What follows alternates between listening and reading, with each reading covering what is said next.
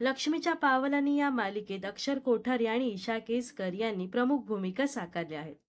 अक्षरने या मालिकेत अद्वैत चांदेकर ही मध्यवर्ती भूमिका साकारली आहे, तर ईशा केसकरच्या व्यक्तिरेखेचं नाव आहे कलानिधी खरे.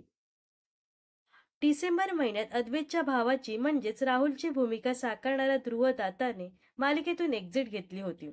यानंतर महिन्याभराने कलानिधी खरेची बहीण नैना खरे हे पात्र साकारणाऱ्या अपूर्वा सपकाळने लक्ष्मीच्या पावलांनी या मालिकेतून एक्झिट घेतली. तर आता या दोघांपाठोपाठ या मालिकेतून तिसरी एक्झिट झाली आहे.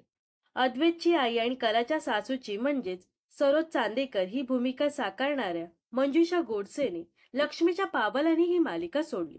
नुकताच समोर आलेल्या नव्या प्रोमोत प्रेक्षकांना नव्या सरोज चांदेकरची झलक पाहायला मिळत आहे. मंजुषा गोडसे यांनी गेली 1.5 वर्ष या मालिकेत सरोज हे पात्र उत्तमरित्या साकारलं होतं. त्यामुळे त्यांच्या एक्झिट नंतर चाहत्यांनी नाराजी व्यक्त केली आहे.